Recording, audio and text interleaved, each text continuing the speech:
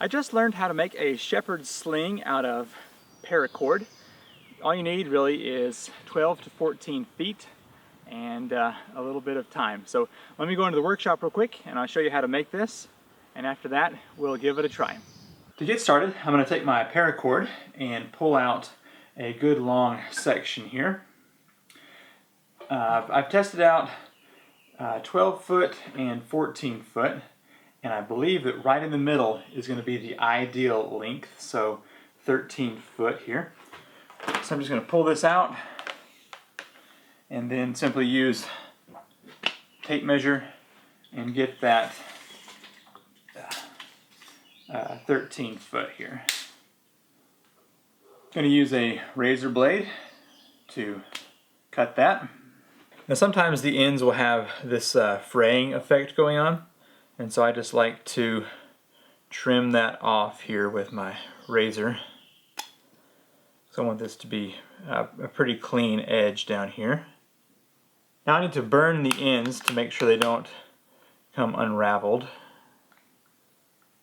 Now that the correct length has been made, I like to take my tape measure and get to about 32 inches here and just measure out that length of paracord.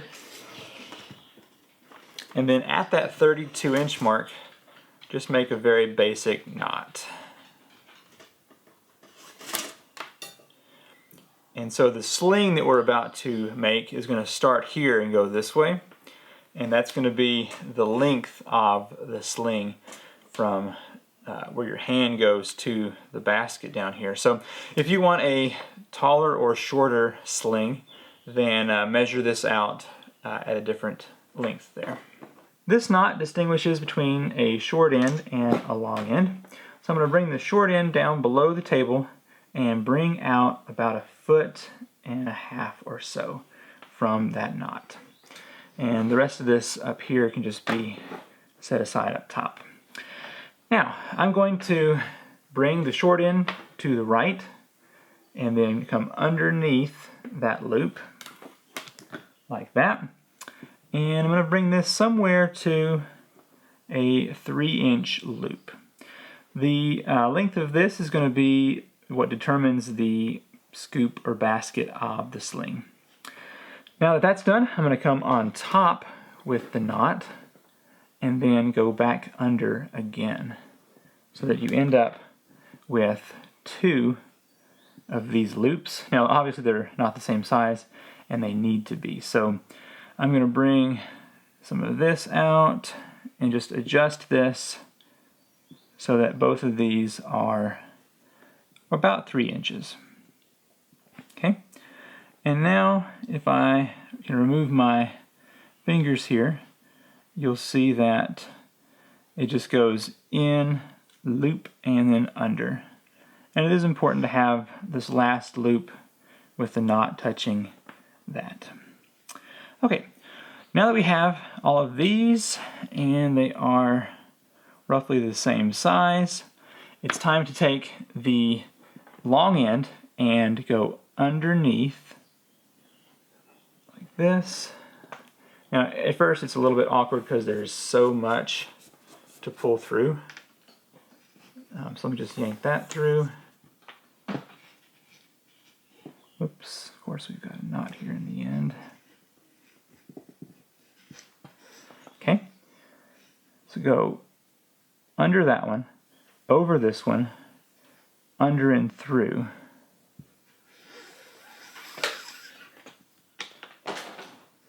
Okay, so we've just basically weaved through each of those. And now, again, I'm going to go in reverse here. So I'm going to go under, over, under, over, and just pull that through. And I'm going to continue to do that until I reach the end here. So, find my end again. Definitely not a very easy thing to show on video. As you can see, I'm drawing close to the end here. going to make a couple more passes and then show you that I can tighten up the weave here to make it look a little bit more attractive. Sometimes this paracord gets a little bit twisted. You just have to kind of work it out there. Okay, I'm going to go one more here before I tighten things up. So we could go one more, but we're going to tighten it up first. So what I want to do is go back to the beginning, and the top of each of these will pull the bottom of the previous one. So I made a little bit of slack there, move up to this one, and tighten that down, and then move over to here, and tighten that loop down. And I'm going to just continue to do that until they're all nice and snug. And as you can see, it's going to add a lot more cord here just by tightening this weave up some. Once you've come to the end of the little basket here, you'll notice there's kind of a loop there in the middle. Since the cord comes out of the far side, I like to go back around through here and make a knot. And that does two things. It definitely gets the cord in the middle so that the sling is even. So do that, come around, and then tighten that down. So yeah, it gets the cord coming out of the middle, and I think it also kind of prevents the sling from ever coming unraveled for some unknown reason. Now also, the other knot we made over here, which was our reference knot, I'm going to take that out now and then kind of do the same over here as we did on the other side, just so that the cord comes out of the middle of the sling. So you can see it's off to the side, just like the other one was. So, and this side can be a little tricky to find a hole, but you know, there we go. So I'm just going to go through here, loop around, and then make my knot into this piece here. Something like that. So there we go. That's the basic construction there. Now I could have gone a little further, done one more of those, and possibly would have made that even tighter on that end, but it's all good. So that'll definitely hold a rock. Now, find your shorter end that was measured out earlier and tie a single knot here. And that's going to be the release knot. And so that's going to be pretty close to the end.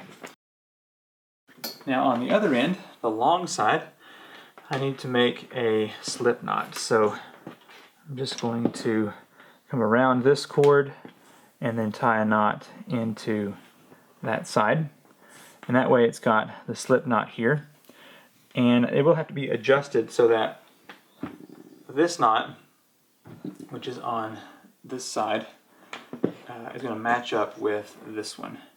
And so as you can see right now, they're not the same. So let's do that real quick. I'm going to give myself a little slack on here, maybe an inch or so, and then cut that again.